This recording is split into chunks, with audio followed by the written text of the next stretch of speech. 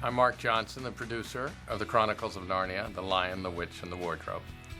There is a producer who once said that if a producer has done his job or her job right during pre-production, in other words, lining up the right people to make the movie, finding the right place to shoot it, finding the right cast to put in front of the cameras, then he or she has done their job until post-production, when you start to edit it and you start to figure out how to market it. And that means if everything's going smoothly, then the producer doesn't have that much to do. I don't entirely subscribe to that. I think, the producer has so much to do, and everything from being a cheerleader to a supporter of the director to the person who interfaces with the studio. And I think that if I look at my role as a producer, and I really see it as the protector of the film really has to be the director's imagination and the director's vision.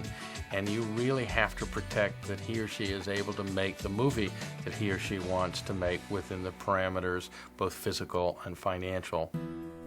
One of the reasons I did this movie was to see what it was like to produce a movie on this scale. It was very hard for me not to be intimidated by what we were undertaking. You have to take it day to day and say, okay, what is it we're setting out to do today? Because if I looked at it in the totality and said, oh my gosh, how are we going to pull this off? I probably would have ended up in some sort of fetal position, muttering to myself. I've never done anything like this. Roger does all these big films all the time. How are you? Gander, I'm fine, thank you. What do you want to ask me? How are you today?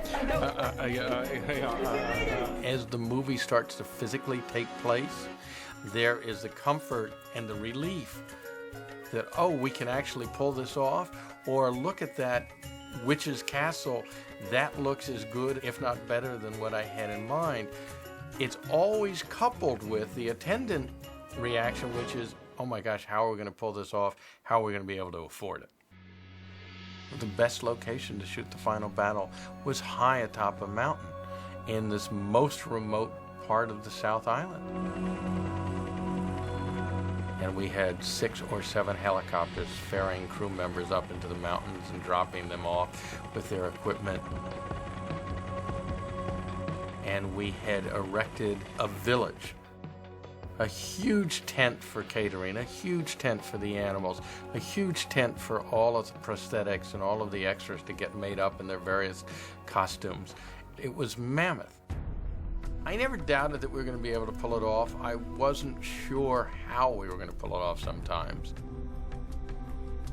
I'll give you a good example. The White Witch's sleigh, the first time we see her, is pulled by reindeer. Reindeer do not exist in New Zealand. New Zealand is very specific about what kind of animals are actually even allowed in the country.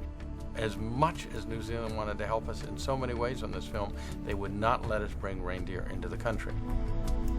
So we said, well, how do we do this? We said, well, what about if the sleigh is pulled by horses? And Andrew looked at us like, what, are you crazy? So you do go through a couple of nights where you say, how are we going to be able to give Andrew what he wants when we don't have reindeer? So we realized we were going to have to do them with computer-generated imagery. And I hate to tell you how much more money it cost to create these reindeer, but that's how we did it. Let's roll, please, roll in! We thought we had been in some pretty cold weather in New Zealand, and then we shot for 3 weeks in the Czech Republic just after Christmas, and we were in the middle of snow, and poor James McAvoy was there completely bare-chested in the middle of this real snow. It's one thing to be on a stage with fake snow and be able to deliver your lines. It's another thing to be able to have to walk in this freezing temperature. Nobody ever complained. They realized what they were doing and why they were doing it, and I think everybody loved the idea that physically they were just giving it their all.